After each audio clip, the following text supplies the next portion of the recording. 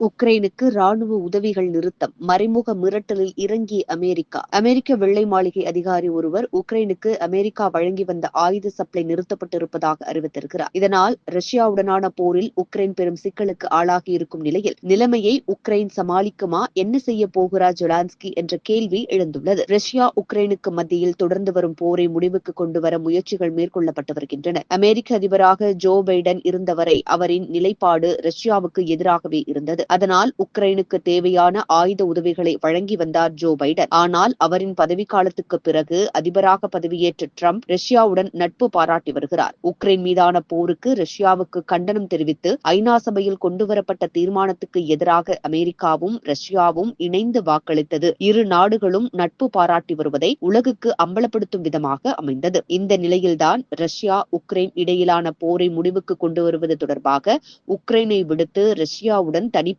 பேச்சுவார்த்தையில் ஈடுபட்டது அமெரிக்கா. போரை முடிவுக்கு கொண்டு வருவது தொடர்பாக உக்ரைன் மற்றும் ஐரோப்பிய நாடுகளுக்கு அழைப்பு விடுக்காமல் அமெரிக்கா மற்றும் ரஷ்ய பிரதிநிதிகள் பலகட்ட பேச்சுவார்த்தையில் ஈடுபட்டனர். ரஷ்யாவின் தாக்குதலால் பெரும் இழப்பை சந்தித்திருக்கும் உக்ரைனுக்கு அழைப்பு விடுக்காமலேயே அமெரிக்காவும் ரஷ்யாவும் அமைதி பேச்சுவார்த்தையில் ஈடுபட்டது உக்ரைன் அதிபர் ஜெலன்ஸ்கிக்கு அதிருப்தியை ஏற்படுத்தியது.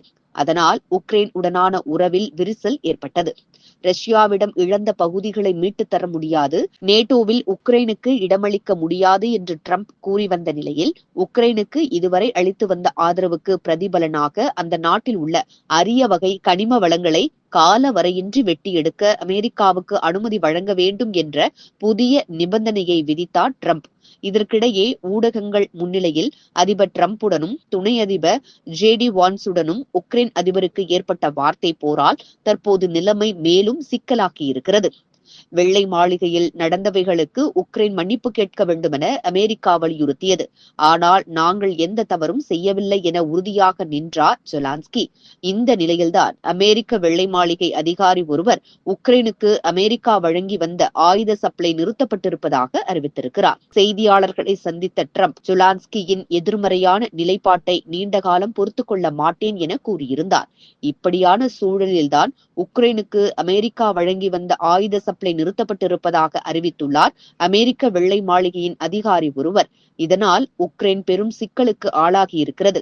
வெள்ளை மாளிகையில் நடந்த சம்பவத்திற்கு பிறகு உக்ரைன் மீதான தாக்குதலை ரஷ்யா தீவிரப்படுத்தி இருக்கும் நிலையில் அமெரிக்காவின் உதவியின்றி உக்ரைன் அதனை எவ்வாறு எதிர்கொள்ளப் போகிறது என்ற கேள்வி எழுந்துள்ளது. என்னதான் ஐரோப்பிய நாடுகள் உக்ரைனுக்கு ஆதரவாக நின்றாலும் அமெரிக்காவின் உதவியின்றி உக்ரைனால் ரஷ்யாவை சமாளிக்க முடியுமா என்ற கேள்வியும் எழுப்பப்படுகிறது. இதனிடையே ரஷ்யாவும் சீனாவும் ஏற்கனவே நட்பாக இருந்து வரும் நிலையில் இந்தியா மீதான சீனாவின் அத்துமீறல்களை அமெரிக்கா அவ்வப்போது தட்டி கேட்டு வந்தது. இந்த நிலையில் தற்போது அமெரிக்கா ரஷ்யாவுடன் புதிதாக நட்பு பாராட்டுவது சீன விவகாரத்தில் இந்தியாவுக்கு மேலும் சிக்கலை ஏற்படுத்துமா என்ற அச்சத்தையும் ஏற்படுத்தியிருக்கிறது.